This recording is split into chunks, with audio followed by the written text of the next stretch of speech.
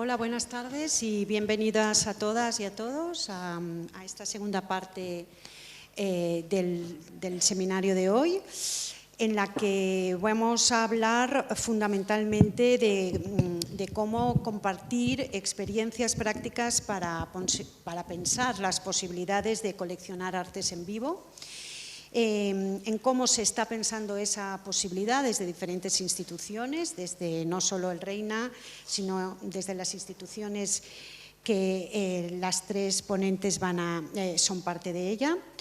Y sobre todo preguntarnos también, empezar preguntándonos si es posible coleccionar performance y artes en vivo, y si es así, cómo lo vamos a hacer, ¿no? Y también qué cambios son necesarios en la institución para poder coleccionar artes en vivo. Desde el punto de vista del Reina, muy cortito, os diré que en el año 2008, cuando el nuevo equipo llegó al museo, no había ninguna obra de arte vivo en la colección. De hecho, en el mismo 2008 compramos una pieza de Dora García como la primera pieza de performance en el museo. Y empezamos a ver cómo había pues un vacío completo de todo este tipo de arte, y sobre todo lo que había, desde un punto de vista también histórico y político, una representación nula de toda una generación de artistas performáticos que habían trabajado en España, como por ejemplo el grupo Zag o como por ejemplo Nacho Criado, que no estaban representados en el museo, más que en algún caso con piezas residuales que eran pues a lo mejor documentos o obras digamos que no eran obras en vivo. Esto nos produjo una urgencia de representar a estos artistas en la primera presentación de la colección, que tuvo lugar en el año 2010, o sea que tuvimos 2 años en los que nos pudo la urgencia, que digo yo, ¿sabe? O sea, empezamos de una manera indiscriminada a contactar a todos los artistas que todavía tenían materiales disponibles, que no eran todos, que bueno, muchos de ellos estaban enfermos. De hecho, Nacho Criado murió justo cuando estábamos intentando terminar la adquisición de obras suyas de los años 70. Lo cual, desde nuestro punto de vista, pues digo, hizo que esa primera aproximación fuera una aproximación urgente, y a partir de ahí empezamos a pensar cómo queríamos representar a esta generación de artistas primero y después a las artes en vivas. Y digo a esta generación de artistas porque era sintomático que este museo, que era el gran museo de la post-transición, el museo de los grandes artistas, el museo entre comillas antifranquista, estaba creado para los pintores antifranquistas como por ejemplo Arroyo, que representan, como Manolo ayer dijo, vuelven a poner a Franco sobre la mesa, y sin embargo toda otra generación también de artistas antifranquistas, pero desde un punto de vista también crítico, no solamente con la situación política, sino también con su propia práctica artística y también con la institución misma que les iba a representar y que por tanto no lo hizo, estaban completamente fuera. Por lo tanto, para nosotros era fundamental empezar a pensar la institución a partir de la colección de ese tipo de materiales. Y a partir de ahí se creó también un departamento dentro de la colección de artes de performance intermedia. Se empezó a coleccionar algún tipo de material y se empezó a ver lo problemático, lo difícil y lo contradictorio que es trabajar con las artes en vivo en un museo, sobre todo en un museo público y estatal como es este. Y llevamos un tiempo con la Internacional y también con José y con Isabel haciendo un grupo en el que estamos pues poniendo en cuestión las prácticas, pensándolas y viendo cómo podemos hacer todo esto. A partir de ahí, por supuesto, esta mesa redonda a mí me interesaba muchísimo. Y bueno, querría presentaros a las mujeres que componen la mesa. Jennifer Fritzmond, que es investigadora y administradora del National Irish Visual Arts Library, un centro público un centro público dedicado a la documentación de las artes visuales y que con colaboraciones distintas pone, digamos, en marcha su archivo, Marcela Lista, que es investigadora de arte y conservadora jefe de la colección de nuevos medios en el Pompidou, y Eva Whitcock, que es comisaria y crítica de arte y desde el año 2009 dirige el Departamento de Arte Contemporáneo del Museo de Lovania. Vamos a hacer una presentación corta cada una de ellas de unos 15 minutos y después nos sentaremos todas aquí para poder empezar la conversación con todos vosotros. Muchas gracias.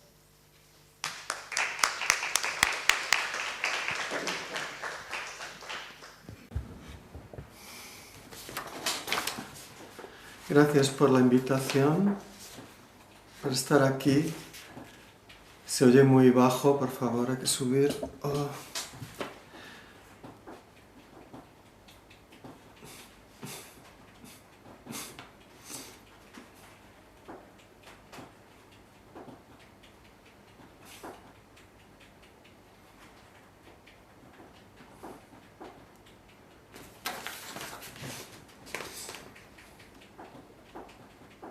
Mejor.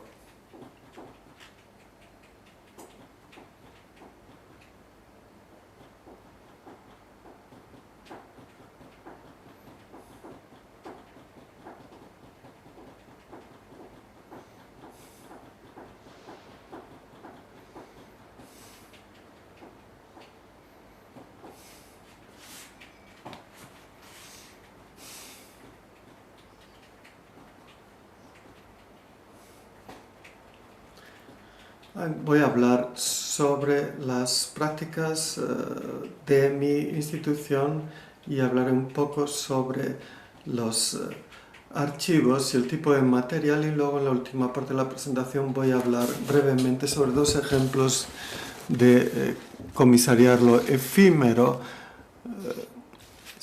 sobre la base de nuestra experiencia, de nuestra colección. Los archivos, por su naturaleza, intentan capturar información sobre el pasado, aunque algo esté capturado en el archivo el día que hizo, por ejemplo, al mismo tiempo, se convierte inmediatamente en un registro del pasado. Si consideramos cómo se hace la historia a partir de los registros, testimonios y memorias del pasado, se sigue que la historia es también fluida y sometida a remutación al presente. Yo trabajo en una biblioteca académica especialista que recoge documentación sobre arte visual y diseño de Irlanda desde el siglo XX hasta hoy. La biblioteca está situada en el campus del National College of Art and Design en Dublín, una de las instituciones de enseñanza del arte más importantes. Aquí voy a presentar algunas reflexiones de mi trabajo como administradora en NAIVAL y llamaré la atención sobre algunos proyectos que se intersecan con nuestros objetivos estratégicos de comisariar, preservar y entregar contenido único para el avance de un nuevo conocimiento. Insistiré en cómo estos proyectos han intentado construir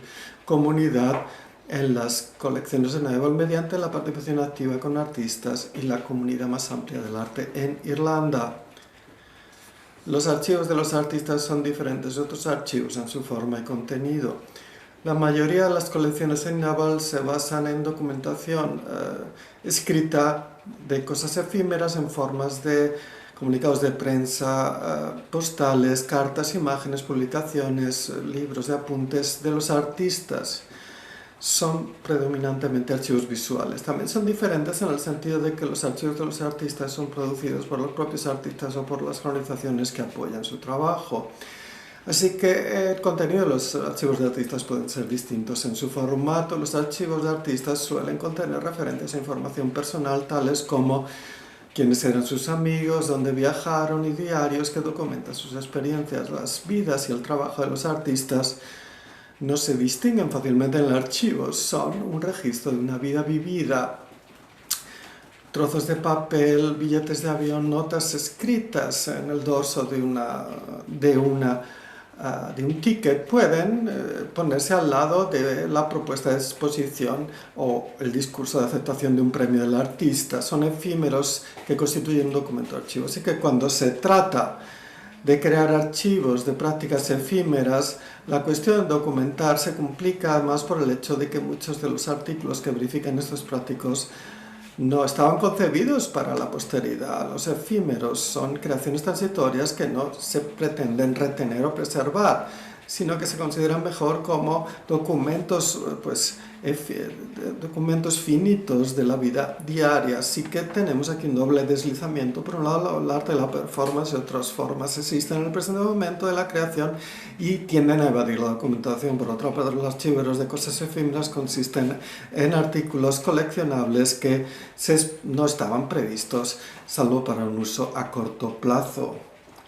Los orígenes del Nibal son orgánicos y nacieron de la necesidad de coleccionar y almacenar y hacer accesible una cantidad de información efímera que, de lo contrario, se iría por el algarete. El repositorio era una iniciativa de la antigua biblioteca NCAD de Murphy, que reconoció el valor de la documentación de las artes como un recurso clave en la construcción de la memoria cultural. Su ambición en la creación de Nibal era construir una colección pública mediante la cual el legado del fundador de Nibal sigue siendo evidente en la política de colección de la biblioteca actual. Colecciona, almacena y hace accesible a la investigación una colección sin parangón de documentación sobre las artes irlandesas en todos los medios. Coleccionamos material de toda la isla, así que de la diáspora y de artistas no irlandeses en Irlanda. La información se consigue sobre los artistas, diseñadores, galerías y organizaciones artísticas. La colección contiene libros, catálogos, vídeos, diapositivas, documentos y objetos efímeros de los artistas, impresos o digitales, lo que creció como 10 cajas de archivos en los primeros años. Ahora son 250 metros de objetos efímeros en 60 cajas de archivos y 120 colecciones especiales. Además, nuestra posición estratégica en el corazón del campus en el NCAD contribuye a reforzar nuestra relación con la población estudiantil, y el Nibal es capital en el compromiso del NCAD de apoyar el nuevo pensamiento y la investigación en los campos del arte y diseño contemporáneo. Unas 2.000 galerías y 5.000 artistas online. Solemos conseguir nuestro material por donación o petición mediante negociaciones con artistas y legatarios que a menudo llevan años hasta completar. Estas relaciones entre la biblioteca y los donantes son centrales para nuestra política de colección.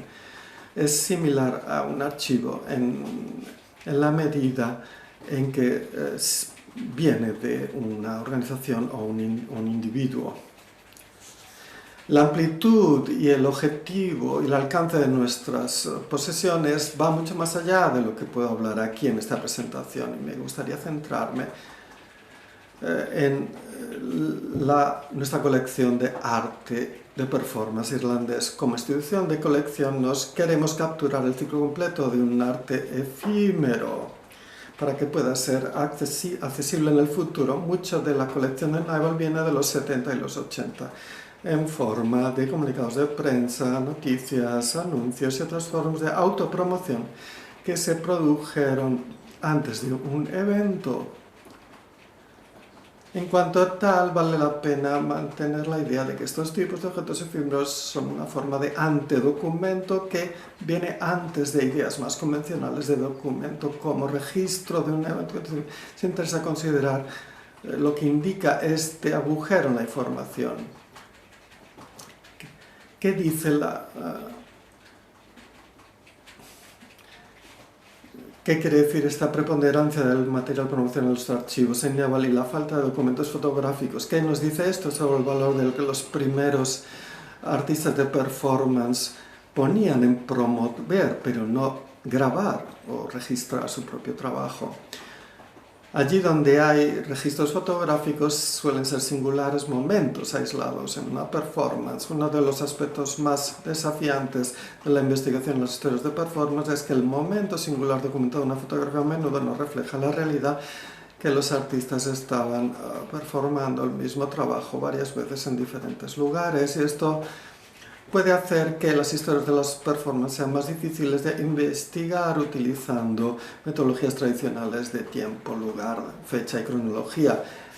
En esta performance de Nigel Roth llamada Zebra, el artista veía su performance como un ciclo completo desde la concepción a la realización, incluyendo los elementos no públicos de líneas de harina y barro en el espacio para la limpieza post-performance. Esta performance podía llevar 12 horas para montar, 30 minutos para performarla y otras más horas para limpiar.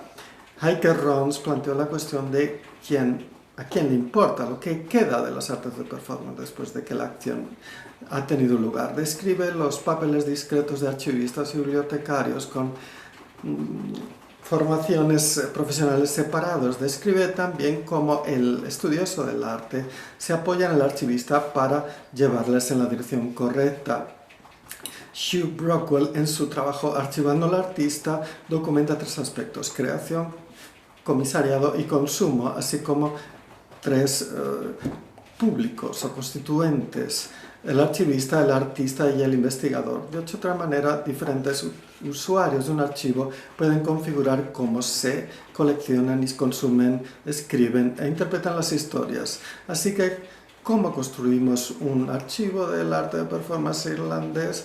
En Irlanda, las posesiones del arte de performance tienden a estar extendidos en instituciones y organizaciones que han apoyado estas prácticas desde su comienzo.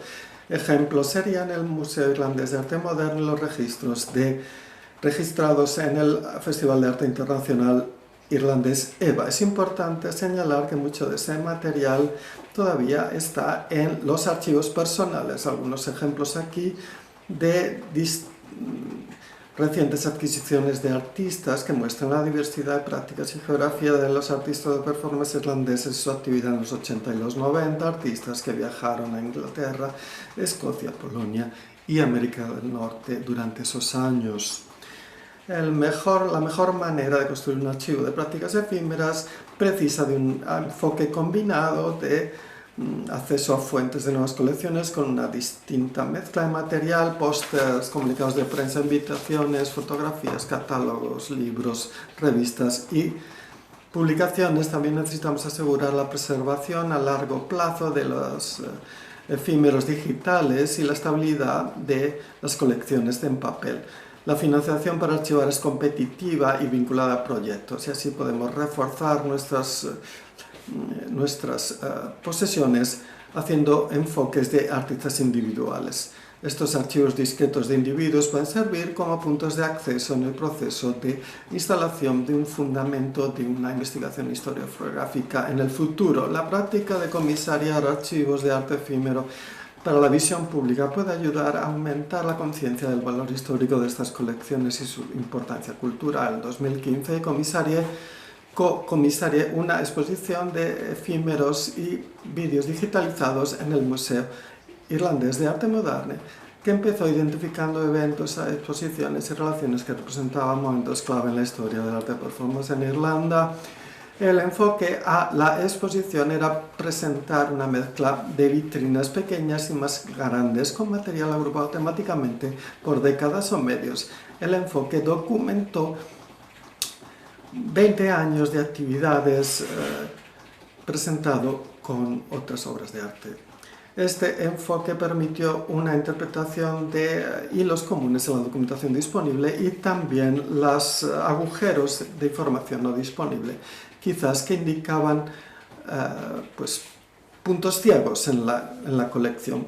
Por ejemplo, lo que me interesó era la preponderancia de actividad en torno a artistas en los 70, representado por organizaciones como el Project Art Centers, un espacio de experimentación e intercambio.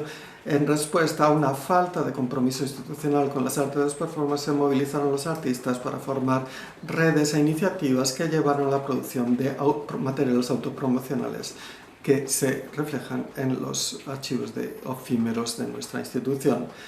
Hubo una serie de resultados positivos de la experiencia de preparar material de archivo para la exposición como parte de la carta comisarial. se presentó una mezcla de vídeo en los monitores, una sala de proyección junto con efímeros más estáticos. La exposición mostraba una película de trabajos de vídeo digitalizada desde una colección de cintas VHS que encontré en una de las colecciones especiales. Esta caja de cintas tenía riesgo de deterioro, así que fue oportuno trasladarlas para esta exposición y conservarlas así.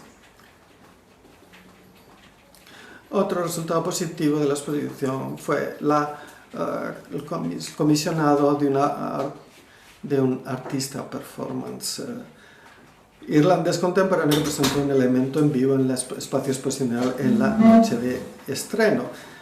Durante la performance de Dominic Thorpe, titulada La boca de alguien, de otro, el artista trabajaba con una colección personal de dientes falsos que compró un dentista del oeste de Irlanda. Durante unos 20 minutos, Dominic llenó su boca con falsos dientes, llevando un límite la tolerancia, la empatía y la voluntad de estar presentes del público.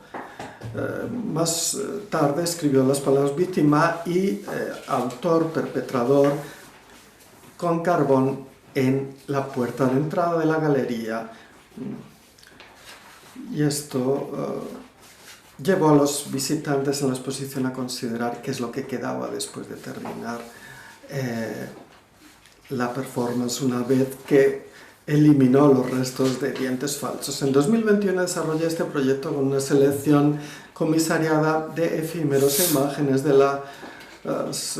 los efectivos de arte de performance de Naival. El proyecto, llamado After Effects y Historias sin contar, es una serie de charlas online, eventos y contenido web presentados en un sitio dedicado en asociación con la internacional NCDA, Naival y NIMA, que examinaba las intersecciones de la política y la performance en Europa. En los 90, el programa After Effects se planificó originalmente como una conferencia de 3 días de exposición para lanzar justo cuando estalló la pandemia en abril de 2020. El programa adaptado fue toda una plataforma online en un sitio dedicado que se organizó en 5 temas semanales: montar la escena, el autoarchivo de artistas, arte en público, activismo y el archivo, y legados intergeneracionales.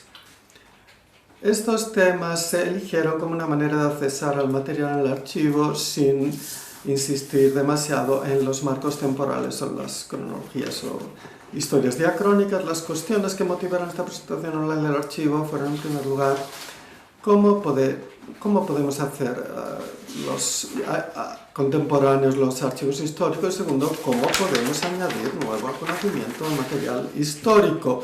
Uno de los principales objetivos del programa fue reunir nuevo conocimiento y reflexiones sobre la performance, en tanto que el repositorio institucional para la universidad y la Biblioteca Nacional de Artes Visuales, Naival, estaba en las mejores condiciones para facilitar la nueva investigación sobre este tema y capturar lo que se producía como resultado del programa. La exposición online quería catalizar nuevos modos de conversación y reflexión sobre nuestras posesiones. Facilitamos un acceso sin precedentes a nuestras posesiones para una historia oral comisionada, en la que un investigador llevó a cabo una serie de 12 entrevistas en profundidad con artistas de performance de Irlanda. Se publicaron estas entrevistas, parte de estas entrevistas online.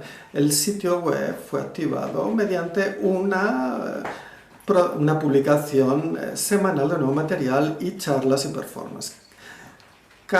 Una vez cada 5 semanas, unas selecciones imágenes de Naival se subía al website. El proceso de documentación y selección de este contenido web hizo hincapié en algunos desafíos y revelaciones interesantes. Una excelente oportunidad de establecer contacto con artistas vivos, para asegurar su copyright, para que se pudieran mostrar las imágenes en el sitio web, y también para sostener esas relaciones colaborativas actuales a las que me referí. Uno de los desafíos de este proyecto fue la dificultad de seleccionar una imagen icónica para cada artista.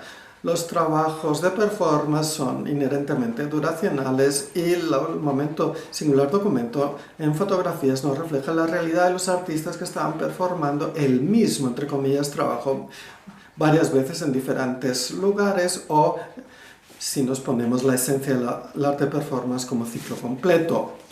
Lo que queda claro de estos breves ejemplos es que durante casi 50 años de historia de performances en Irlanda es una historia viva con muchos practicantes todavía activos hoy. La necesidad de archivar información sobre el arte de performance es oportuna, sobre todo si consideramos el papel que los artistas juegan como principal fuente de información sobre sus actividades.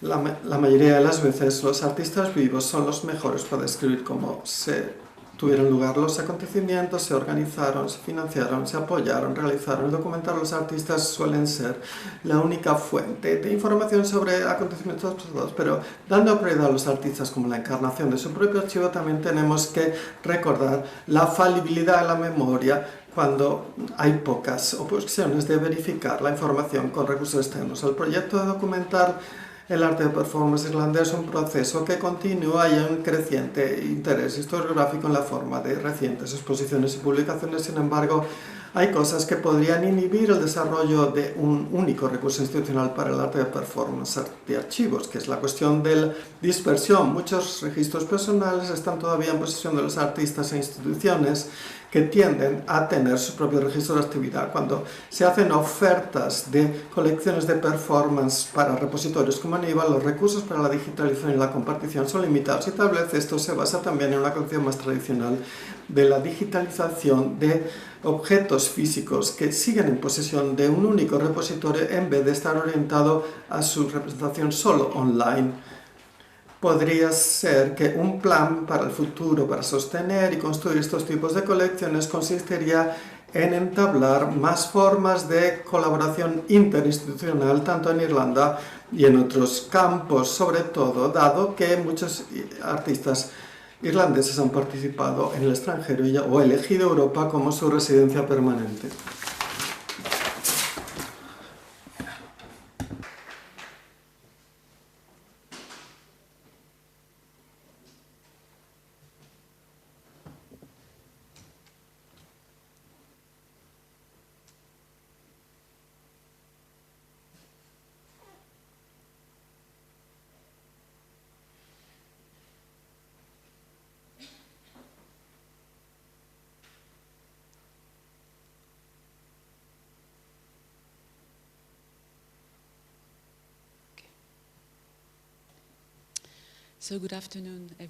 Buenas tardes a todo el mundo y muchas gracias al Reina Sofía por organizar este encuentro. Un placer encontrarme con Jennifer y Eva para la mesa de hoy. Estoy trabajando en el Pompidou desde 2016 como comisaria jefe para los denominados el Departamento de Arte de Nuevos Medias, lo que signifique. Se creó en los años 60-70, lo que se llamaba Nuevos Medios entonces ha evolucionado, pero además he sido comisaria para la performance en el Museo del Louvre, donde he intentado considerar el arte de la performance en este espacio histórico con esta noción del legado y pensar cómo artistas importantes, Conrad, Tommy Taylor y otros, podían interaccionar en un marco como es el del Museo Universal de manera crítica. He estado observando este giro performativo desde los 2010, lo estoy ilustrando aquí, bueno, porque mi conferencia no es exactamente una conferencia, sino que es un zigzag que cruza observaciones, mi propia práctica como comisaria, que siempre es una práctica que va del punto de vista del artista al punto de vista de la institución, y estas dos perspectivas siempre están en conflicto.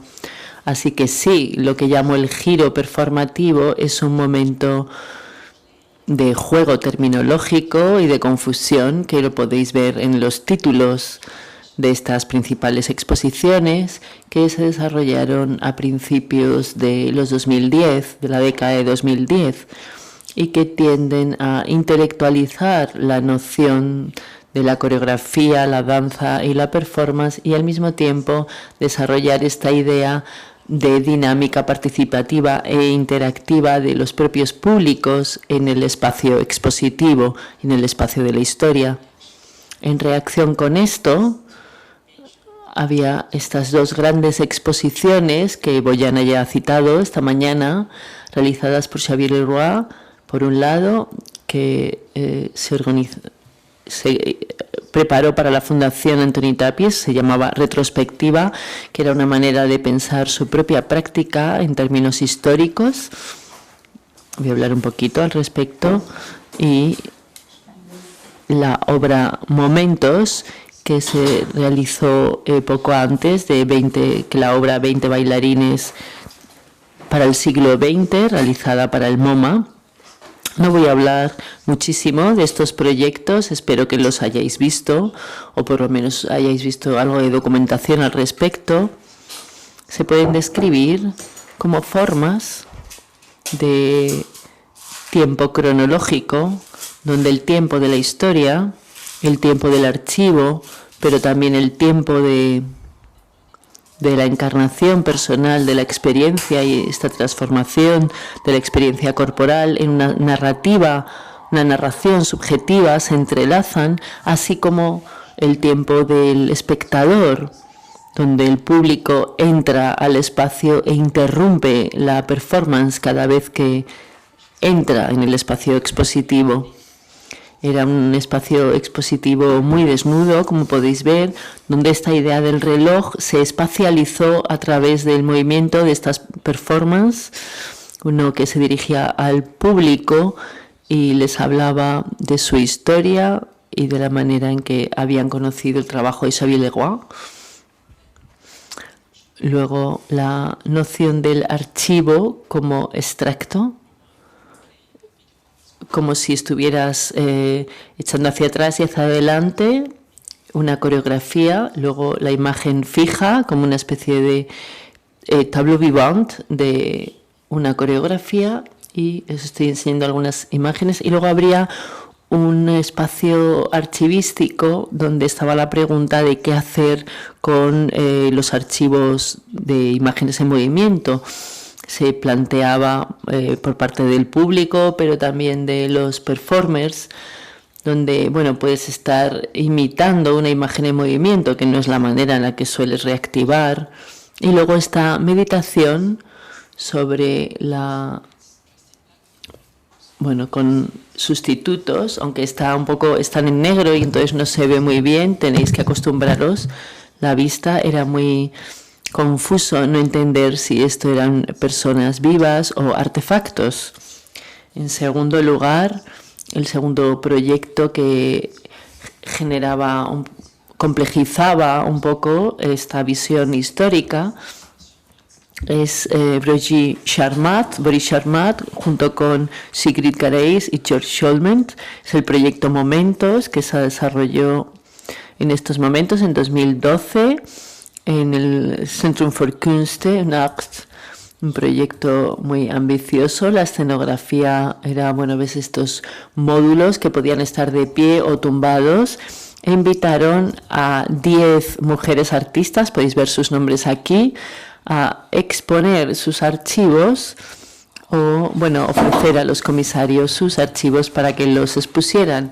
De nuevo, aquí vemos un tiempo cronológico con varias capas de líneas temporales, con diferentes intensidades. Por un lado estaba esta exposición archivística y por otro lado un taller de performers elegidos por Boris Charmat para que interpretaran este archivo en vivo. Luego había una tercera capa que eran los testigos, que eran estudiantes de Historia del Arte o que estudiaban Bellas Artes, que estaban allí para tener una experiencia como testigos. Y un cuarto momento, que era una grabación que estaba realizándose por parte de un cineasta en el espacio. Esto llevó a muchas situaciones muy críticas. El museo se abría por la noche para el taller, para que los talleristas pudieran trabajar no solo bajo la presencia de guardias. Hubo momentos muy interesantes, tanto colectivos como individuales. Los públicos se reunían, se mezclaban con los performers, y también la libertad que se tomaban los performers para esconder algunas obras, por ejemplo, en la exposición, tal y como están haciendo aquí. Están escondiendo entre los paneles.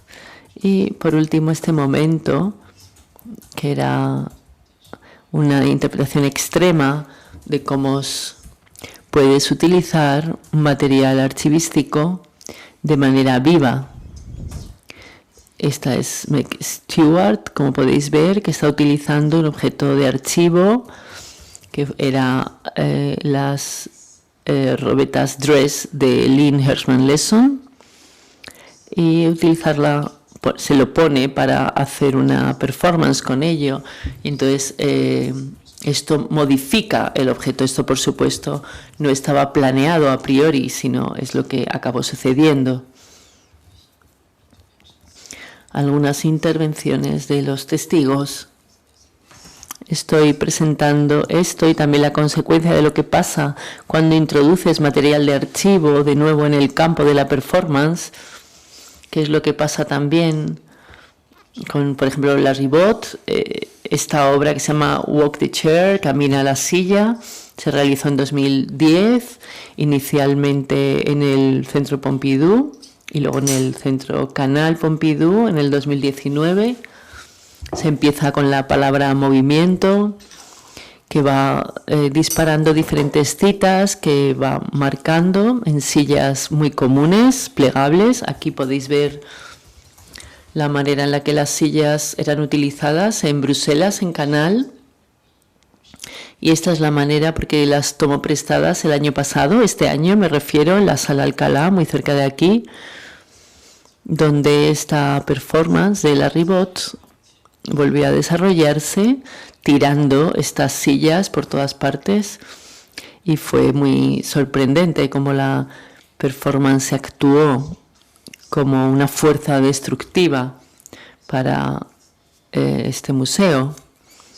María había marcado con estos cintas verdes las sillas que eran más frágiles, pero esto no marcó ninguna diferencia. Esa performance fue increíble y ella, bueno, se puso un poco nerviosa, pero yo le dije, escucha, cuando adquirí esta obra, ya te dije que quizá necesitábamos una segunda cantidad de sillas, y en ese momento, como artista de la performance, no podía pensar en esto. Estaba en contra, no le gustaba la idea de tener un doble pack de sillas, como sería como duplicar la pieza. Pero después de esta performance dijo, oh, ahora entiendo a lo que te referías y creo que tenías razón. Bueno, de cualquier modo, sí. Lo que he estado señalando con las primeras diapositivas es el fenómeno de lo que llamaría, y espero no sonar conservadora, de especialización o de especificación de diferentes campos artísticos, donde, bueno, una palabra se utiliza para otro, todo se vuelve performativo, y el museo es un espacio-tiempo de eventos constantes. Y esto compromete la propia idea del evento como algo que altera, que es algo que estaba diciendo Clementine. Cuando alteras algo, alteras la situación, generas una ruptura. Así que me interesaba como comisaria analizar este momento histórico donde de alguna manera estas prácticas de las artes performativas, del teatro, la danza, la música, se reunieron bajo la forma de una investigación minimalista que llevó, de hecho, al borrado de las fronteras y la idea de la partitura como una plataforma común que permitía jugar con esta noción de cómo interpretas una serie de instrucciones. Esta es un diagrama de Yvonne Rainer que introducía la muestra, la hizo en 1980 para responder a las críticas de que estaba siguiendo a Merce Cunningham. Y decía, bueno, es un poco más complicado. En realidad tienes todas estas redes de artistas que van de las artes visuales al teatro, a las prácticas estatales, a la literatura, a la poesía, y todo esto genera todo movimiento. Quizá para pensar en esta cuestión de la desespecialización y tratar los artefactos históricos como archivo, quiero de nuevo, quizá como de manera conservadora, quiero crear un espacio de experiencia para lo que es un lenguaje, el lenguaje anterior en este tiempo, entre 1970 a 1980, mostrando la importancia que tenían las mujeres performers. Esto ha sido muy infravalorado. En general, el minimalismo se considera como movimiento masculino, como grandes esculturas, trabajar con un material pesado de manera heroica. Y para mí tenía que ver con reintroducir estos experimentos radicales, que incluían no solo el cuerpo, el movimiento, sino también el estado del cuerpo que estas mujeres desarrollaban. A few rooms, were made of majorly of encounters between various artistic practices. Así que bueno, aquí vamos a ver diferentes salas y qué es lo que pasa cuando les das una importancia similar en el espacio histórico del museo. Y también, por supuesto, utilizar las obras de otros artistas como Babette Magol, la fotografía y su práctica fílmica para contribuir a esta reflexión. De nuevo, el uso del papel y la tinta para hacer poesía, como en los poemas que podéis ver arriba, pero también diagramas, anotaciones en partituras realizadas por coreógrafos. Todo esto, de nuevo, se colocó en el mismo plano. Y en relación con reactivar una performance, tuvimos un debate cerca en Montpellier. Simone Forti les daba instrucciones sobre cómo hacer las construcciones de baile de 1961 y era muy bueno que, por ejemplo, no solo incluía las restricciones de cómo hacer huddle, por ejemplo, pero también el camino, el método formal, de dónde viene y cuál es el contexto, porque es muy importante para entender lo que está incrustado en un gesto tan sencillo. Así que, de nuevo, en esta cuestión de la transmisión, que es este gran problema de las artes vivas, el contexto tiene mucha importancia. Luego me gustaría hacer un gran paso adelante para hablar de otro proyecto que para mí tiene también que ver con la cuestión de la mediación. Porque, bueno, esta cuestión del presente es vital, por supuesto, pero cada vez más difícil de experimentar en los museos por dos motivos. Una de ellas, es que las cosas están cada vez más mediadas. La mediación tiene que ver con la postergación. Cuando tienes una mediación hay un aplazamiento temporal. También pensando en la música minimalista, algo se repite en el tiempo, pero con cierto retardo. ¿Cómo puede un artista utilizar esta noción del aplazamiento, del retraso, de la demora para complejizar la estructura del tiempo y la experiencia del presente? Utilizaré el ejemplo de las cartas para Marx de Éric Baudelaire. He estado trabajando con él para un proyecto muy importante, 2016, titulado Después, Après. El título fue inspirado por los ataques en París y qué hacer después de un acontecimiento como este, cómo considerar nuestra relación con el otro, el museo como espacio de memoria, como espacio social, de reunión, etc. No he hablado en detalle con Éric de esto, pero hay esta noción que aparece en esta obra temprana de Éric Baudelaire, Cartas para Mars, de 2014. Es una película donde presenta a un ministro de Abjasia, que es un país que está al sur de Georgia, que reivindicó la independencia en los años 80, pero solo es reconocido por creo que 4 o 5 países en el mundo. A Eric le fascinaba esta paradoja del tiempo histórico que está detenido entre una situación soviética y un intento de escribir un futuro o proyectar un futuro que no existe o solo existe parcialmente, ya que el país no es reconocido. Nos implicamos en una correspondencia con Mark Skriniar y las cartas llegaban o no, pero introducían este retardo. En algunos puntos hablaban un poco de esta idea de la máquina del tiempo, que es una forma de tiempo que vuelve todo el tiempo sobre sí misma. En francés existe esta palabra que no sé si se traduce bien, que es pivot, que es como una especie de algo que se repite todo el tiempo, cuando la presencia todo el tiempo mira atrás al futuro, pero en realidad porque el futuro está incrustado en el pasado. Y por supuesto el aspecto fantástico de este trabajo, que en este otro ejemplo se mantiene en Reina Sofía, es cómo utilizar el espacio expositivo para crear una embajada de Abjasia, donde Max Gviña, que ya no es el primer ministro, pero puede seguir sus misiones diplomáticas para ayudar a que se reconozca el país. Entonces, convertir el espacio expositivo en un espacio de diplomacia. Aquí este gesto hermoso de Eric, que utilizó todo este cine para escenificar la oficina de Max en el público mientras se exponían las cartas en el escenario.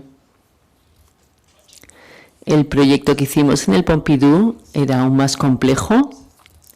Fue en 2017, tal y como he mencionado, estaba inspirado en los ataques terroristas de 2015. Hizo esta película también conocida como Jihadi, como respuesta a las declaraciones del primer ministro de Justicia, que había dicho: en cuanto intentas entender qué hay en las mentes de los terroristas, en ese momento ya estás empezando a perdonar, así que no deberíamos intentar entender.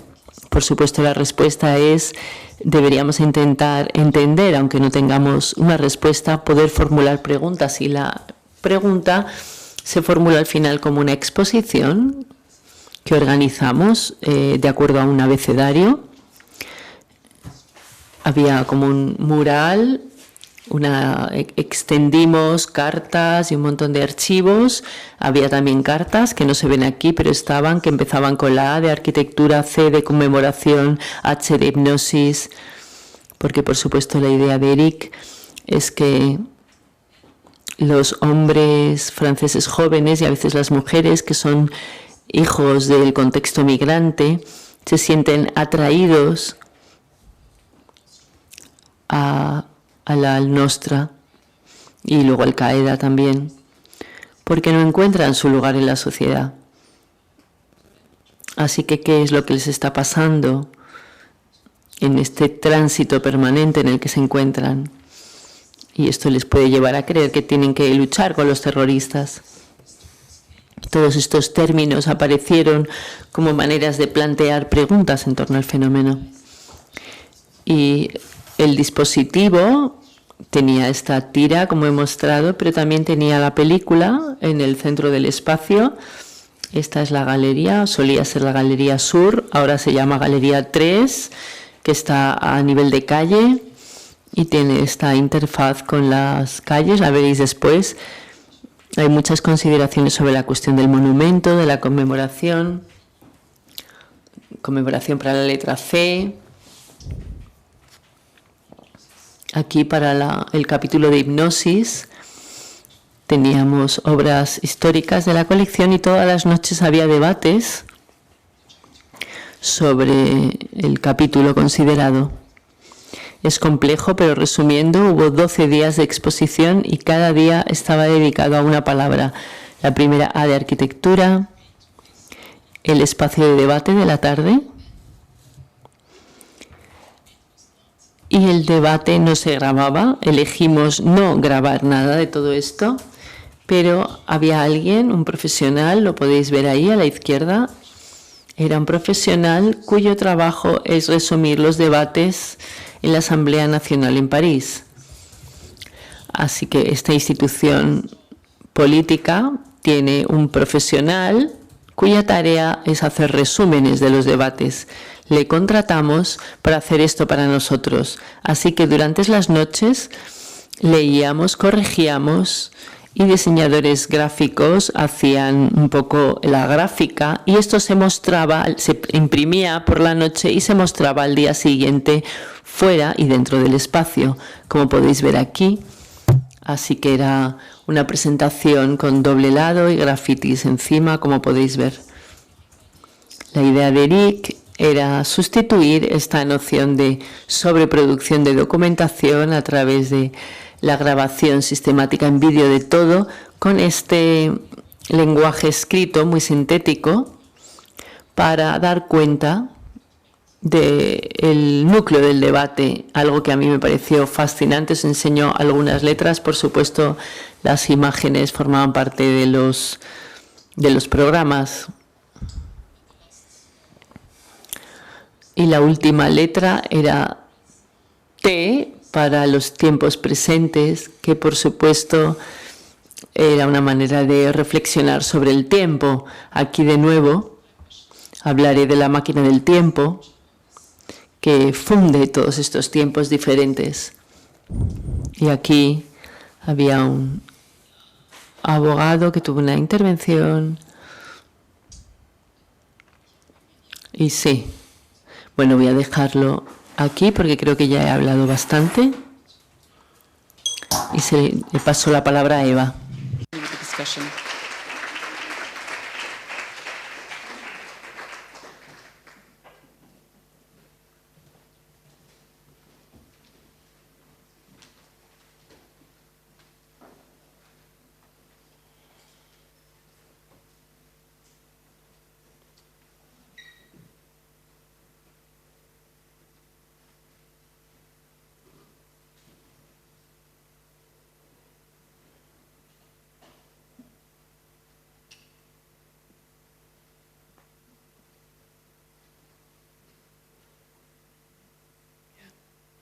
Hello, good afternoon.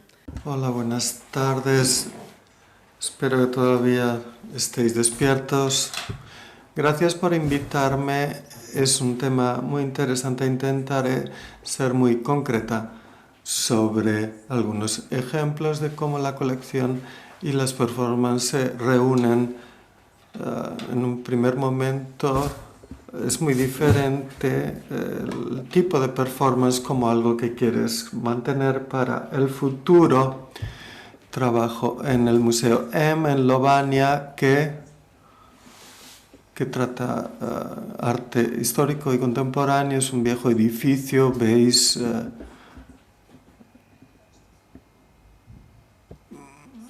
ahí está el nuevo edificio y tenemos esta colección White, que la tratamos de manera transhistórica con exposiciones donde utilizamos distintos objetos de la colección dentro de distintos marcos. En la colección trabajamos con distintos temas y los cambiamos mucho. Estoy metida ahora en el Plegen Festival que empezamos en Lovania en 2007, hace 14 años, y es una colaboración entre el museo, que son el típico institución de cubo blanco, donde hay distintos espacios de artes escénicas. Se trata sobre todo con artistas visuales que experimentan con elementos de las artes visuales, teatro, danza etc. Y nos centramos en experimentar, dando pie al trabajo del museo en el espacio público para producir, para encargar obras, para orientarlas, etc. En los últimos 14 años hemos presentado unos 100 proyectos de artistas y lo interesante del experimento es que volvemos a los artistas a lo largo de los años, les invitamos para una instalación, para una performance y también lo introducimos en la práctica del museo y se traduce en una exposición, en un trabajo de colección. Todos estos elementos interaccionan alguna de las cosas que hemos expuesto o que hemos mostrado. Este es una pieza textual que está dentro del museo, que trabaja con estas nuevas nociones de llevar la vida al museo con otro tipo de atención al escenario.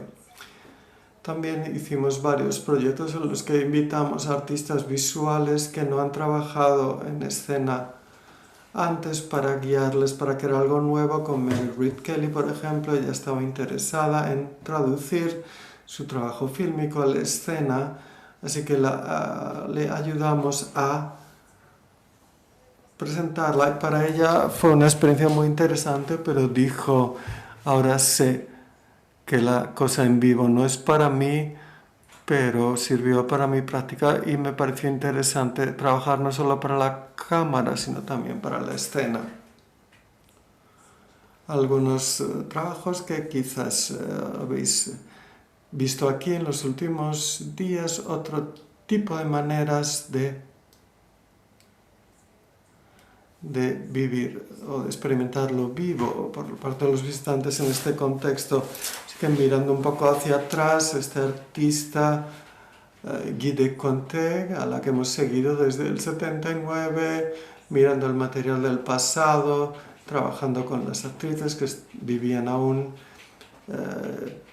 le ayudamos a entender su trabajo, lo que significa lo de tener elementos escénicos, etc. Así que este festival era de estas dos casas. En los últimos años la atención de los artistas y lo que intentábamos hacer entró cada vez más en esta idea de la coalición. El edificio en el que estamos no es solo un cubo blanco, sino que tiene objetos, historias, personas, exposiciones, y quiero señalar como 5 pequeños proyectos donde esta coalición se convirtió más en las performances que trajimos. Estas, por ejemplo, with Guy de Conte trabajamos con jóvenes representando sus performances, así que el interés en un artista pues habla otros caminos dentro del museo. Desde este elemento clásico de la performance cada vez más se llega a lo que es una obra de arte, una colección, una exposición, etc. Los artistas que fueron invitados para hacer algo en las exposiciones, no solo, por ejemplo, esta de Grace Schwind, que hace disfraces que ponen restricciones al cuerpo, que tienen referencias también a la pintura y a otras obras. Ella hizo algunas performances duracionales donde las personas podían entrar y salir. Aquí hay otros, siempre personajes femeninos en relación a las pinturas donde salen varones, donde ella pues pone estas posiciones o hace pequeños movimientos. Ella ahora mismo está intrigada por esta escultura que se llama Cristo sobre la piedra fría, y está haciendo un nuevo trabajo escultórico inspirada por esta obra. Y este tipo de esculturas, performances que reaccionan a las colecciones. Otra manera de interaccionar es un trabajo de Ana Miletic, una artista de Croacia que trabaja en Bélgica y que hace estos trabajos en fieltro y organizamos talleres donde las personas podían hacer estas obras de estampado, y no solo un taller para hacer cosas, sino para hacer cosas con las manos, ¿no? Cosas blandas, por así decirlo, inspiradas por su propio país, ¿no? Coser,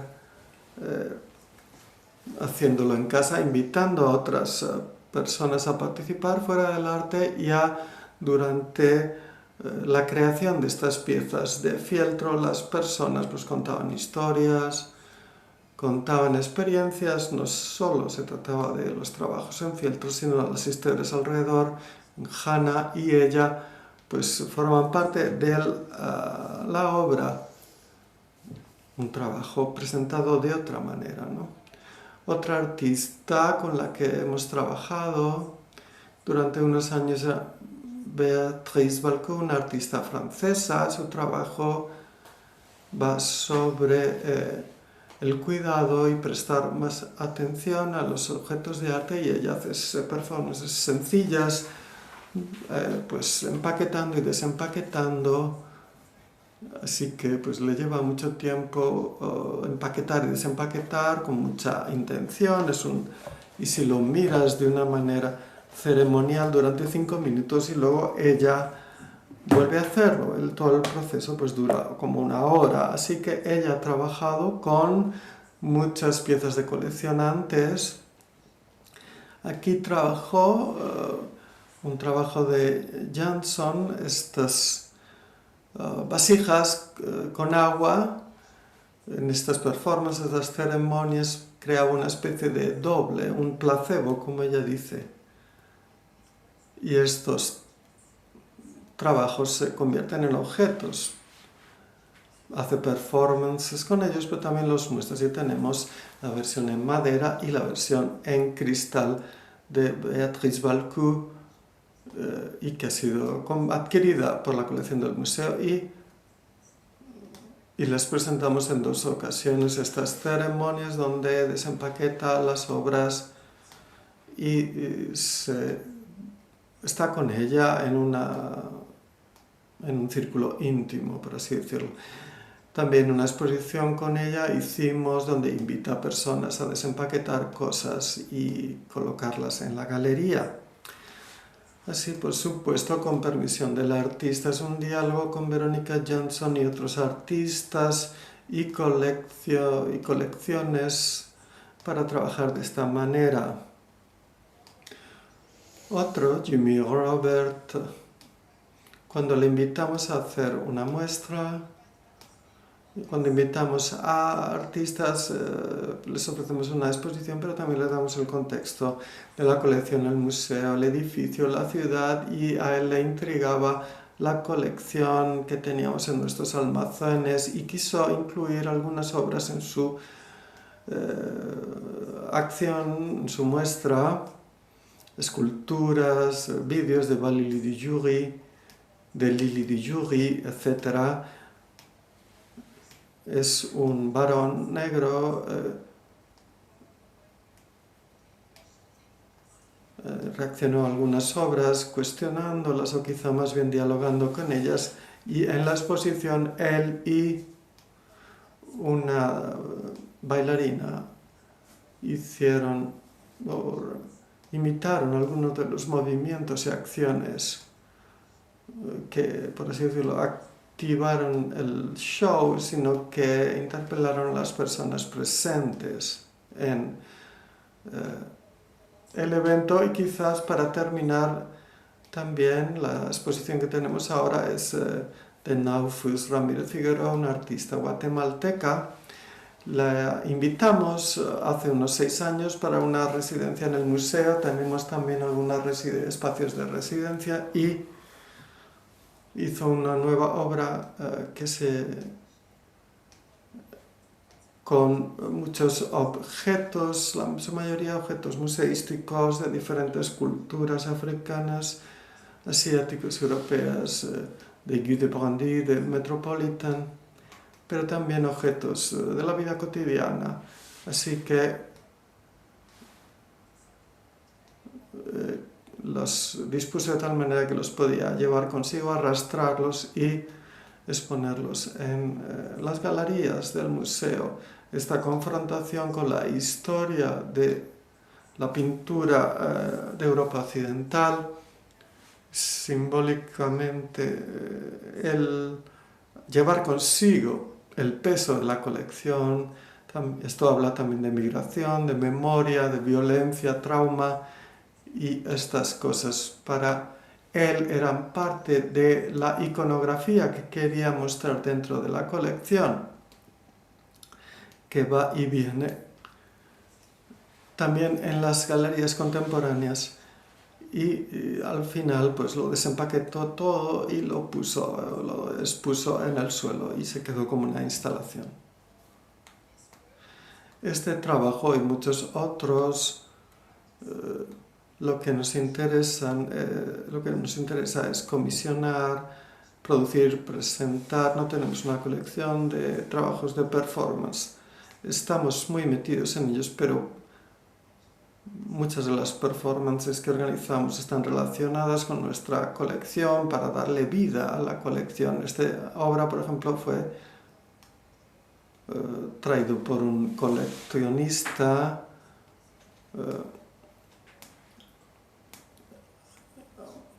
lo mostramos ahora en una exposición con otros de sus trabajos de Naufus.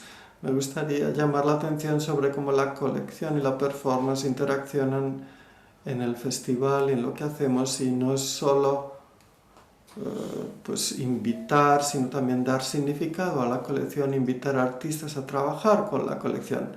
Pero bueno, con las demás, encantada de seguir discutiendo sobre esto. Gracias.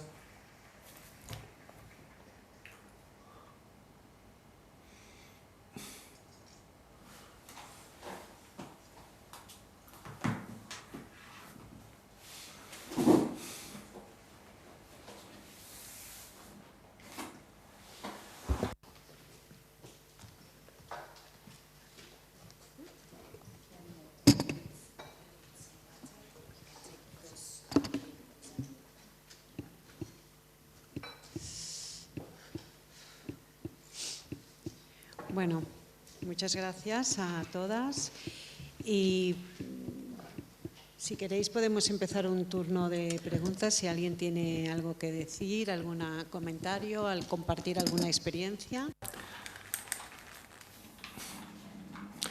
If not, I may start with a question to break the ice, and then we may all participate. I would like to ask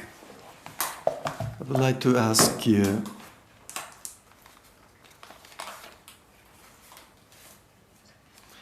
you've said that your way of working is mainly commissioning, inviting to the production of a performance that would reflect the collection, but you have never acquired any of those works, be it monetarily or in other way. They are not part of your collection. Why didn't you ever think about that?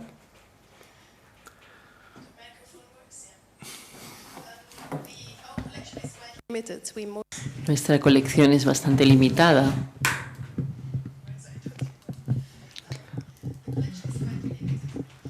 Solo coleccionamos arte belga y tenemos una o dos obras performativas, pero no tenemos un perfil de colecciones. No es el principal objetivo de la institución. A veces sí que reflexionamos con ellos, con los protocolos, cómo se pueden repetir, pero a veces muchas de las cosas que he mostrado no es para comprarlo, se hace para vídeo por una ocasión y ya está. Con frecuencia no sucede que tenga que pertenecer a una colección.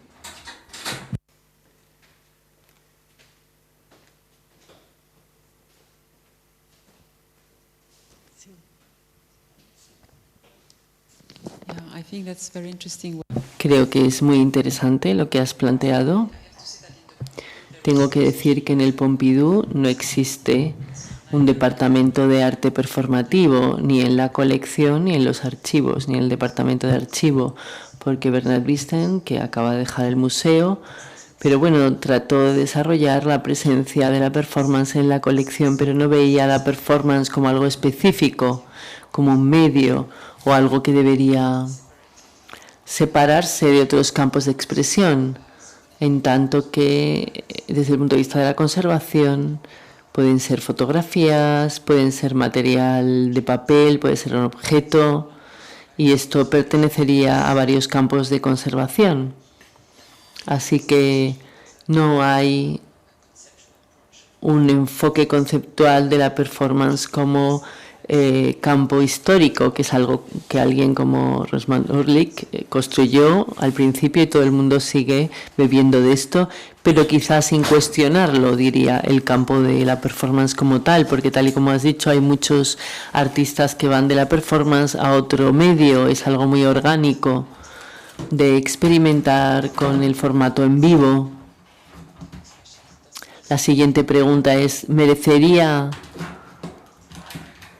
Sí, de nuevo, ¿cómo decirlo? Entrar en un catálogo o en un inventario, como un género específico. No tengo una respuesta, es solo una pregunta.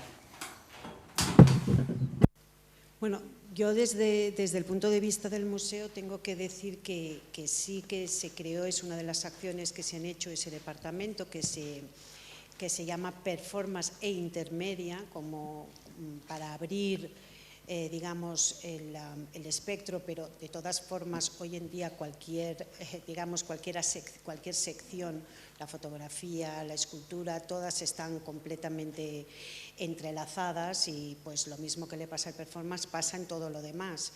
Esas estructuras de los departamentos por secciones son estructuras claramente académicas y completamente fuera de lugar hoy en día desde mi punto de vista, pero prácticamente dedican digamos, a una o a varias personas a trabajar sobre un tema. Y eso es lo interesante, porque si no hay esas personas, pues no se trabaja sobre ese tema, se llame como se llame el departamento. Entonces, yo creo que sí, que la transversalidad es completa, pero lo mismo que se puede también poner en cuestión la existencia de una sección de fotografía o una sección de escultura, de lo que sea, ¿no? Pero mi pregunta, otra vez volviendo a ti, es: ¿tenéis un presupuesto de adquisiciones, por ejemplo, en tu institución? Y ese presupuesto no tiene nada que ver con, digamos, el Festival de Praeground.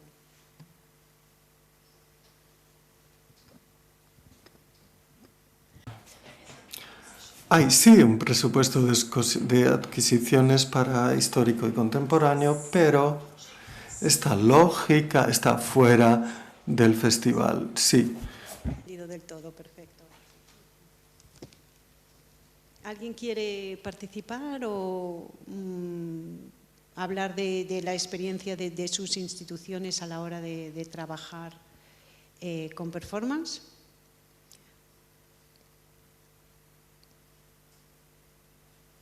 Yo lo que he visto, por ejemplo, con Marcela, en la creo que los dos ejemplos que has puesto, primero el de la exposición sobre minimal y danza, y después el ejemplo de Eric Beltrán, es completamente diferente. O sea, son dos maneras diferentes de trabajar. Me gustaría que no solo con esos ejemplos, sino dentro de lo que ya sé que tu departamento no es ese o no se llama así, pero cómo estás utilizando un tipo de trabajo como el de Eric para romper justamente las normas de ese supuesto museo organizado por departamentos.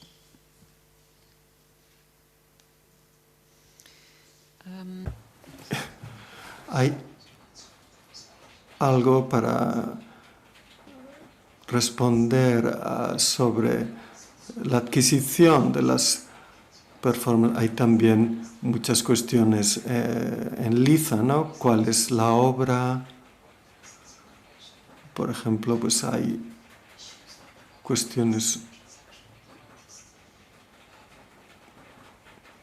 por ejemplo, que no queda huella de la transacción con el artista, pero cuando se trata,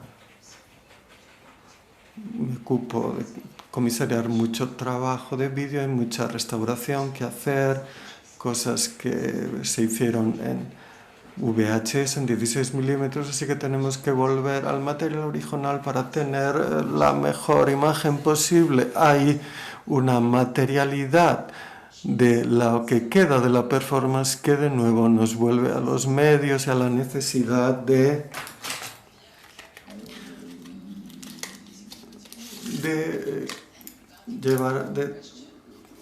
llevar adelante mucho material.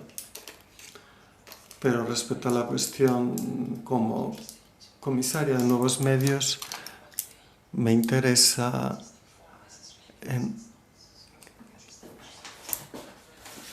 This notion of the blockchain and the smart. Está más bien esta noción de la cadena de bloques como un modelo para incrustar toda la información transaccional con respecto al trabajo inmaterial que desarrollaré en el futuro.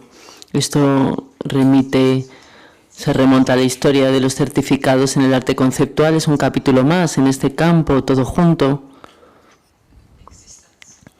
La existencia de una obra inmaterial como artefacto de colección es siempre un desafío, porque la obra original ha desaparecido. Entonces, ¿qué se considera material y legalmente la obra? Creo que por este motivo no es evidente en absoluto conceptualizar esta noción de la colección de la performance desde mi punto de vista. Sí, pero por ejemplo, intentar justamente lo que pensar otra manera de la palabra adquirir. En el momento que se dice adquirir, todo el mundo habla de una transacción económica. Pero la palabra adquirir, sobre todo aplicada en un museo desde el punto de vista originario, también significa tener cuidado sin necesidad de que haya una transacción económica. Entonces, o por ejemplo, que esa transacción sea una transacción solo como un contrato entre bueno, pues la institución y el artista o los artistas que quieran, digamos, traer su obra para que permanezca y trabajar con la institución para que permanezca. Ahí dentro no hay una transacción legal ni una transacción económica, y yo creo que eso es algo que también se puede considerar, entre comillas, una transacción, es decir, una adquisición, y lo que sería interesante es que viéramos cómo podemos hacer eso desde una institución y sobre todo de una institución pública. Por eso las preguntas sobre la adquisición. A raíz, gracias a todas, perdón que tengo una voz un poco así, a raíz de lo que decías, Lola, yo creo que precisamente la institución, como tiene esa responsabilidad, es la que puede llegar a cambiar la terminología que estamos utilizando, ¿no? A hablar de adquirir una performance contemporánea, lo histórico también podemos conversarlo, es complejo, y no solo las performances, sino también hoy en día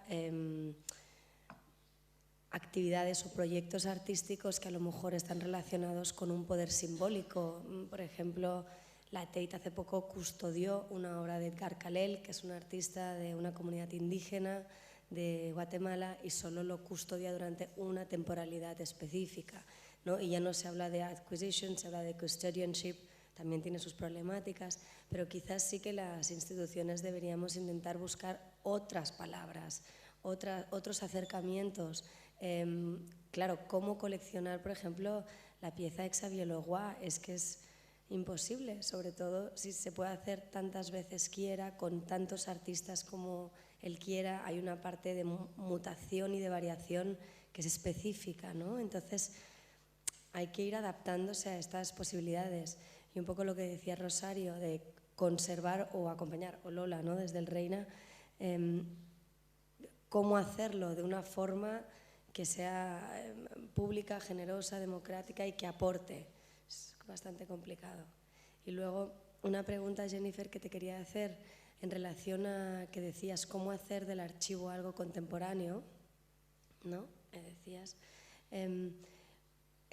la documentación de archivo que tú comentabas, ¿la entendéis como algo que es mutable? Es decir, que puede llegar a tener otras maneras de ser en un futuro a través de otras miradas, de otros artistas, que se pueda ir actualizando.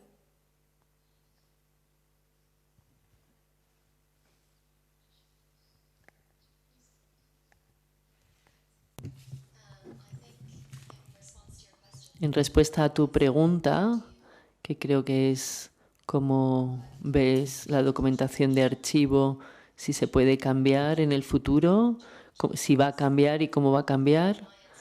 En mi institución hay mucho material nacido digital, de nacidos digitales. Hemos hablado del tiempo, del reloj, y eso me ha hecho pensar en que los archivistas siempre están entre una mirada hacia el pasado y una gestión del futuro estando en el presente. Entonces estás todo el tiempo, tienes esos marcos temporales simultáneos en tu papel como archivo. Cuando recibes material nacido digital, esta es otra capa totalmente distinta de gestión de activos digitales, colecciones digitales y necesitar que esa información se conserve, pero al mismo tiempo esté accesible online. Tienes que gestionar las expectativas de las personas. Cuando un donante te da material que ha nacido digitalmente, espera que se pueda acceder y se cuelgue en Internet y sea plenamente accesible. Al mismo tiempo, estamos digitalizando nuestras posesiones físicas, nuestro material histórico. Así que tenemos muchos procesos de digitalización en marcha del pasado, del material que está en riesgo y que debe digitalizarse y transferirse. Y al mismo tiempo tenemos este proyecto de gestionar los nuevos efímeras que están llegando en nuevos formatos. Hay muchas complejidades y es un mundo que cambia rápidamente de efímeras, de la manera en la que entra y cómo gestionamos las expectativas de las personas, de cómo se va a documentar y cómo se va a hacer accesible para el futuro. Hola, bueno, es una pregunta para Marcela. Quería preguntarte si nos puedes contar cómo entra la pieza de Tino Sehgal en la colección y qué desafíos, o sea, cómo funciona esa transacción, qué desafíos le plantea la propia institución y, bueno, cómo funciona todo eso. No sé cómo se puede acceder a ella o cómo funciona.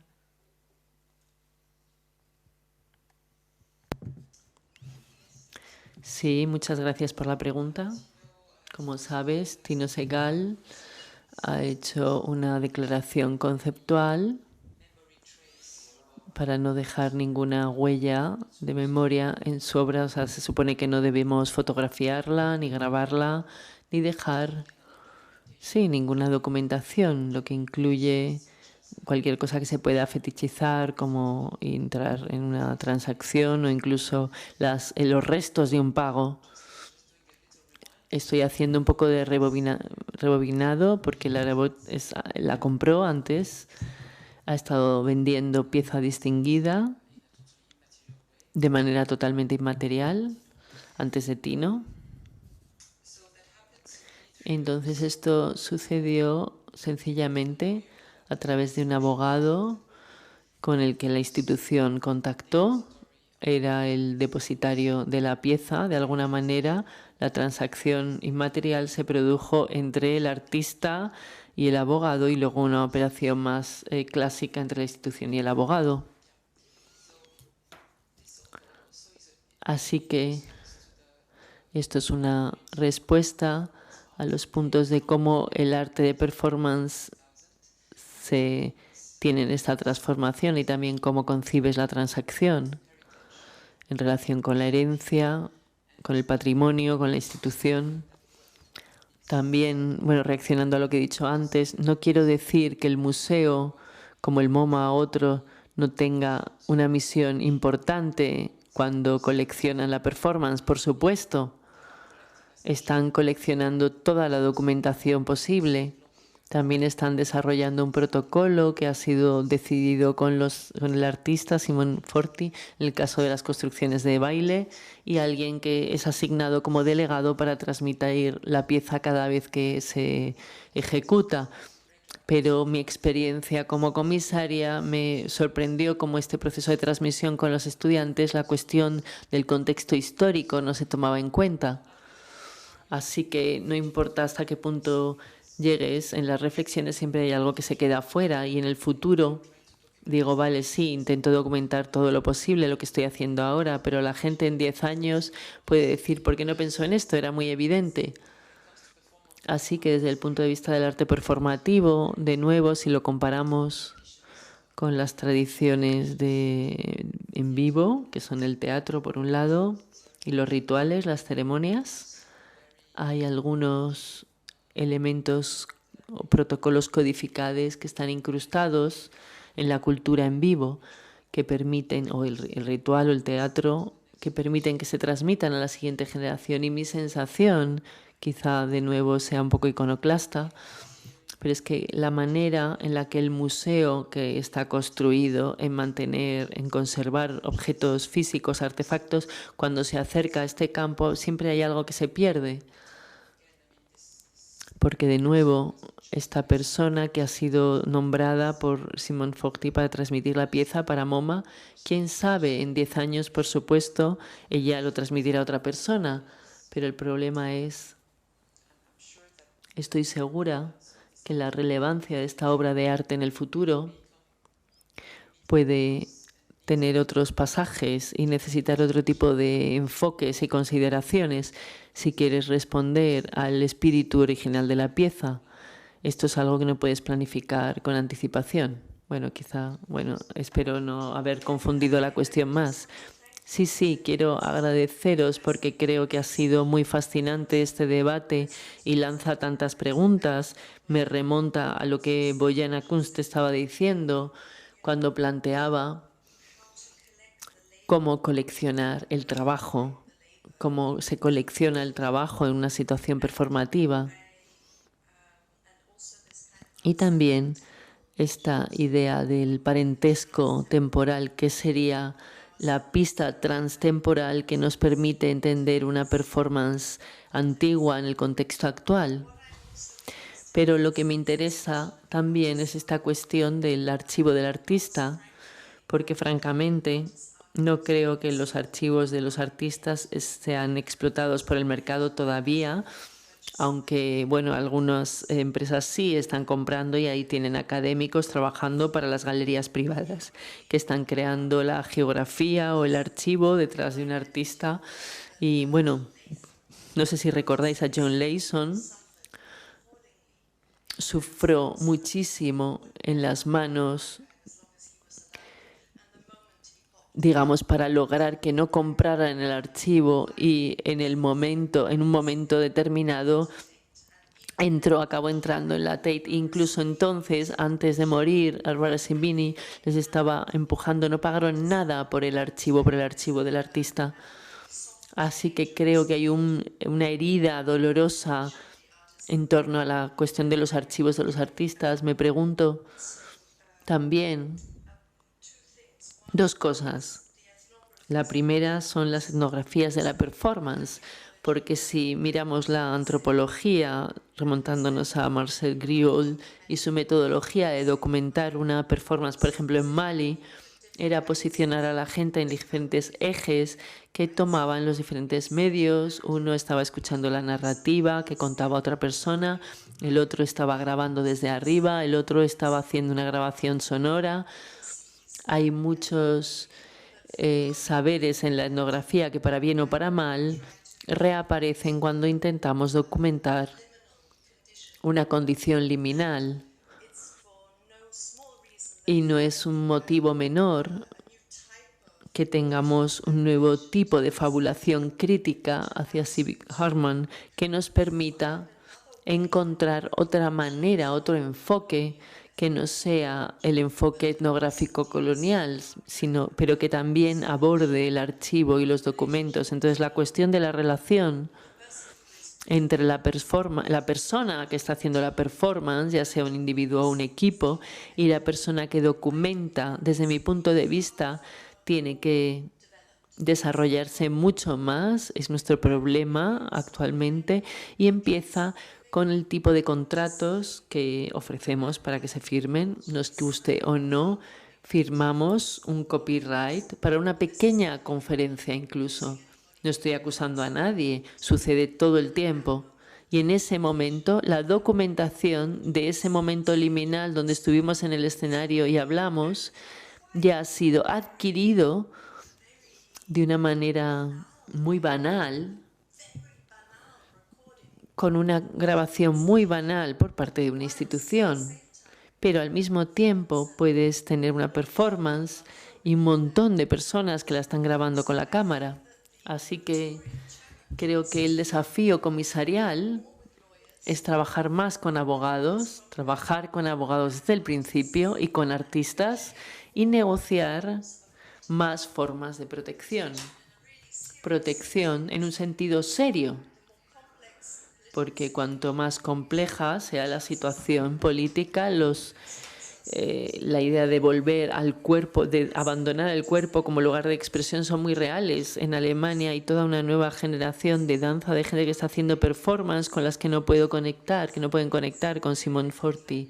Un tipo muy diferente que viene de la escena de los clubs, y creo que el desafío comisarial ahí es romper la división entre lo denominado la cultura material y la cultura inmaterial. El camino de fuga, es decir, que esto es una cultura inmaterial. Pero bueno, muchas gracias, porque creo que no deberíamos estar dispuestos a aceptar un contrato que no está a favor de la idea del artista de documentación, pero esto de nuevo nos devuelve a la cuestión de alentar a los estudiantes de arte, a los estudiantes jóvenes en la universidad para que encuentren maneras de codificar los aspectos iniciales de nuestra producción, lo cual incluye estos momentos liminales de nuestra producción que están íntimamente relacionados con una codificación particular del conocimiento.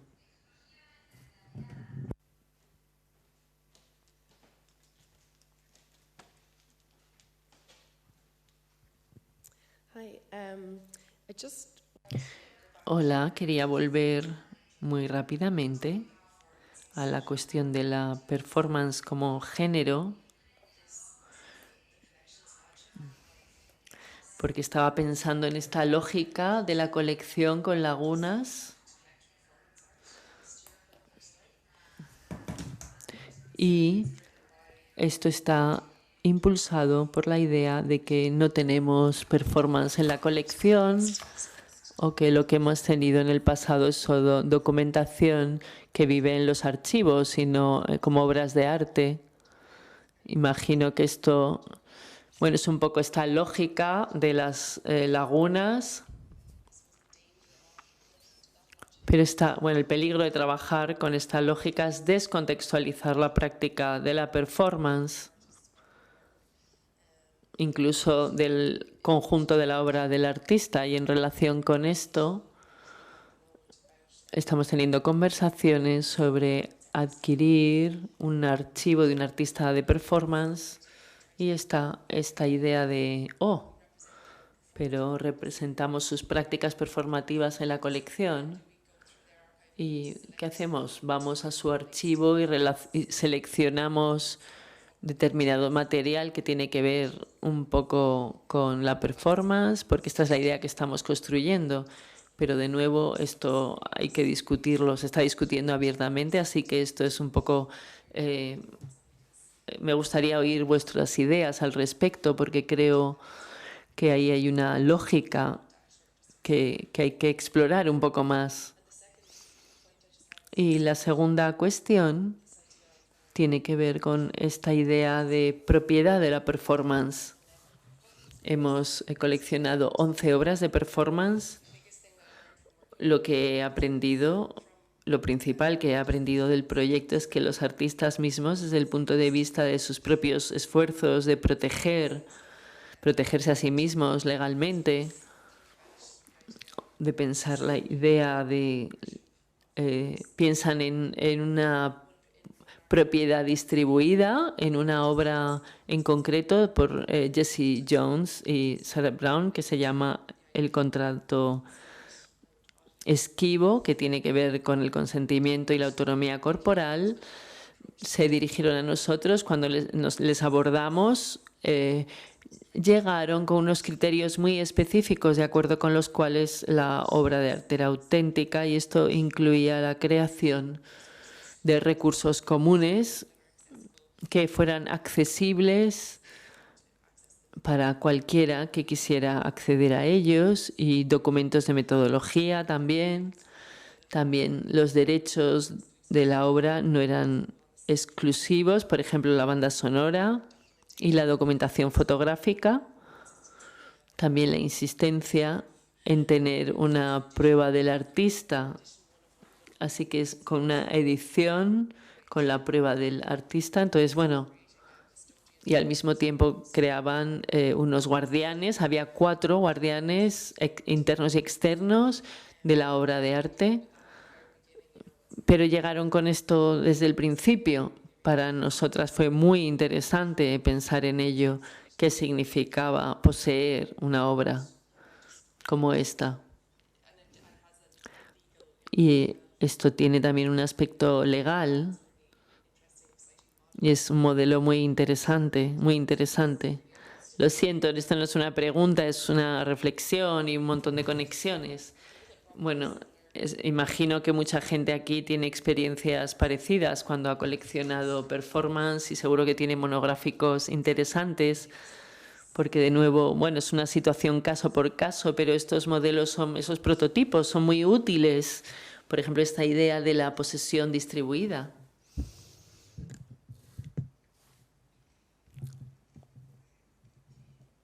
Yo solo quería decirte, Catherine, que en España, como mínimo, in Spain at least, al menos en España, el mercado ha absorbido por completo los archivos de las galerías y los archivos de comisarios. Es muy difícil hacer nada si quieres ofrecer un entorno. Tienes que pagar por el material. Es un material dedicado, en particular si estamos hablando de los 60 o los 70 en España. El equipo está todavía ahí porque nadie lo quería en ese momento. Nadie pensaba que fuera importante, porque los artistas que tenían este tipo de material, su foco no estaban centrados en instituciones como esta, y ahora que sí, los precios están fuera, son imposibles. Y los mismos artistas que ofrecen este tipo de artistas, porque piensan que la institución les debe algo, puesto que no han tenido reconocimiento en su momento, porque no han hecho nada al respecto, no lo pudieron exponer, que bueno, en cierto sentido es verdad, pero al mismo tiempo es un círculo. Quieren que la institución les pague, no podemos pagar, se lo venden a las galerías le ofrecen el material al museo triplicado, por un precio triplicado. Esta es la situación en estos momentos, por lo menos aquí. Sí, yo estaba a punto, en reacción a lo que decía Clementine y también algo que planteaba Jennifer, porque ponías ejemplos de una de tus prácticas que tenía que ver con esto. Aquí en el Reina Sofía colaboramos durante más de 10 años con Red Conceptualismos del Sur, que es una red de investigadores y estudiosos pero también con una posición muy activista, muy militante con respecto a lo que es la investigación. Y desde ahí podéis ver una exposición maravillosa, el girográfico. Deberíamos verla. Y una de las líneas de la red de conceptualismo del sur, en la que hemos estado trabajando mucho, tiene que ver con esta idea de los archivos de artistas y del extractivismo de las instituciones modernas en América Latina. Esto lleva produciéndose más de una década. Hay un caso particular, el caso del archivo de Juan Carlos Romero, que era un archivo que la red de conceptualismos del sur ayudó a reunir, conservar, digitalizar y activar, que después de la enfermedad del artista se vendió, se puso en el mercado, y la respuesta de la red de conceptualismos del sur, junto con otros aliados y aliadas, aquí en la Feria Arco, en 2019, fue convocar una performance que se desarrolló alrededor del espacio de la galería que estaba vendiendo el archivo de Juan Carlos Romero, a través de una performance que se activó por los miembros de la red que venían para Arco, pero también para otro tipo de alianzas institucionales, amistades, otros artistas. Y esto me hace pensar, por ejemplo, Jennifer, has explicado tu trabajo basado en las prácticas archivísticas y el tipo de relación con la temporalidad, con la performance, pero ¿cómo trabajáis con el EMA? Con el Museo Irlandés de Arte Moderno para organizar una exposición porque los debates en los últimos años en la Internationale, el grupo de colecciones y el grupo de archivos, del que también es parte Jennifer, estuvieron trabajando con coleccionar la performance desde dos posiciones institucionales diferentes que por supuesto se superponen, pero que a veces funcionan de manera diferente, con protocolos diferentes, con recursos diferentes y con diferentes niveles de visibilidad. Así que cómo este tipo de alianzas están trabajando, por ejemplo, para organizar la exposición que has mencionado, cómo se puede pensar desde un punto de vista más colaborativo, modos más colaborativos de cuidado de la performance y todo el material asociado. Para terminar, los otros terrenos de trabajo en común que tenemos con Conceptualismos del Sur se llama la Escuela de los Comunes, donde invitamos experiencias archivistas de memoria que van más allá de la memoria de la institución y van más allá de lo público y lo privado, y que tienen que ver son colectivos que crean una subjetividad de lo común, de proteger la memoria, activar la memoria y trabajar a través de prácticas archivísticas de esta manera. Ha sido un comentario. El proyecto que he subrayado, Encuentros Móviles en EMA, en finales del 2014 y 2015, muchas cosas se fundió de manera orgánica, porque con frecuencia utilizamos un repositorio para investigar y comisariar exposiciones. Así que como 9 meses antes, más o menos, estaban visitando, estaban accediendo a nuestras posesiones de arte performativo. Y bueno, como yo tengo un interés muy activo en la performance a través de compartir información y debatir, surgió de que, bueno, teníamos mucho que ofrecernos unos a otros. Nobel tenía los efímera, tenía una formación de investigación a la hora de entender el arte performativo irlandés, y Nova tenía acceso a su propia colección, entonces pudimos también introducir elementos de su colección en la exposición, y así que había materiales de EMA y de Nobel en el espacio expositivo. Y en muchos sentidos pudimos compartir estos recursos y pudimos encargar nuevo trabajo performativo y ofrecer financiación para ello. Nobel pudo ofrecer acceso a información que luego se presentó en las vitrinas y material que se digitalizó. Así que fue una colaboración muy positiva, con resultados muy positivos también. Creo que ambas partes nos beneficiamos y pudimos sostenerlo. Hemos sostenido esta colaboración a lo largo de los años. En estos momentos vamos a estar prestando más material al EMA en los siguientes próximos meses. Una distinción importante, sé que nos está acabando el debate, pero una cuestión que me gustaría señalar es que los archivos de artistas, ¿dónde están mejor? ¿En una institución como un museo o están mejor en un lugar independiente de un museo? ¿Qué es lo importante de Nobel? Es que aunque estamos en el campus de la Facultad de Arte y Diseño, somos independientes de esta facultad. También recibimos dinero del Consejo de Artes de Irlanda. Somos un recurso público y eso genera una distinción. Significa que la gente puede acercarnos a nosotros ofreciendo donaciones de diferentes archivos y no hay una política por debajo, porque de cosas como que nunca fueron representados en el museo y por eso nos acusan. Desde cierto punto de vista somos un repositorio público accesible nacional de documentación en las artes visuales y tenemos una posición independiente a través de este reconocimiento del Consejo de las Artes, y eso nos da como un matiz diferente, y esta es una manera de avanzar. Tienes que tener esa sensación de autonomía de la institución, quizá del museo, si quieres.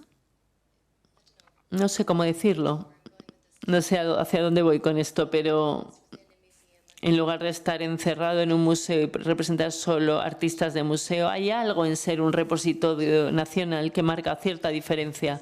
Pero ¿no crees que si estamos en este giro archivístico, ya no podemos salir, estamos en ello? Cada vez más artistas y estudiantes del arte están interesados en esta cuestión de los archivos, redefiniéndola, encontrando diferentes metodologías para acercarse, abriéndola, planteando cuestiones decoloniales. ¿No crees que en los estudios podía haber más precisión? En lugar de tener todos estos programas comisariales enseñando a la gente cómo hacer exposiciones, ¿no crees que podía haber cierto énfasis en distintos aspectos de la práctica comisarial? Yo no lo leo en ninguna parte. Solo veo un programa más comisarial, lo que sea. Y creo que eso es uno de los problemas que hemos tenido en los últimos años, desde que se estableció la práctica comisarial, la facultad real que formalizó la práctica comisarial. Y está tan formalizado que no puedes pensar siquiera en que te puedes especializar en los restos de los artistas o en los parámetros legales. No hay suficientes abogados trabajando con artistas y comisarios. Creo que esto es algo que habría que analizar críticamente dentro de los estudios comisariales. Sí, estoy de acuerdo. Y creo que el relato empieza a perpetuarse a sí mismo. Yo estoy formada como bibliotecaria y historiadora del arte, así que me interesan mucho los hechos y la información. Creo que parten de diferentes impulsos.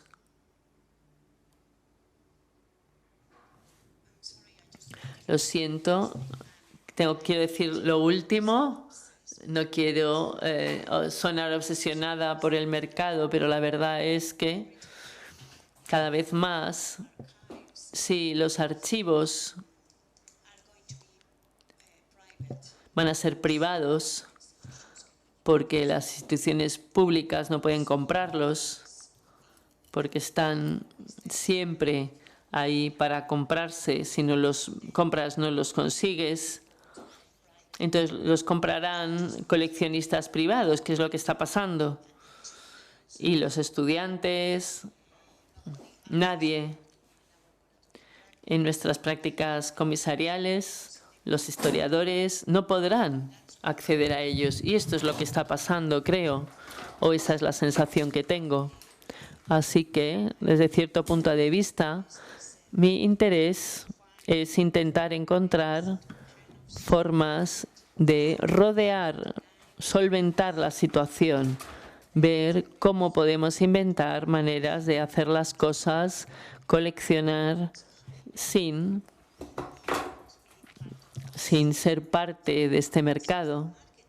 Y puesto que el mercado está tan instalado en todas partes y la performance es algo tan difícil, aunque el mercado está también ahí, sigue habiendo partes de las que podemos aprender.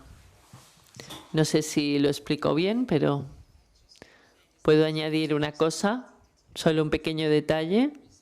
Cuando las galerías adquieren los archivos, lo que acceden es, digamos, el activo, el conocimiento se convierte en un activo, que es lo trágico del fenómeno que has descrito. Muchísimas gracias a todos. Tres ponentes y a Charo. Solo deciros dos cosas que olvidamos decir. Si podéis conservar los auriculares para mañana, así no gastamos tanto plástico y demás. Ahora a las 7. Now at 7 there is the performance at the halls of the exhibition for those of you who were able to book it in advance, and tomorrow, yeah, at the hall. Yes, it's on the web. I don't have the exact number. It is advertised on the web.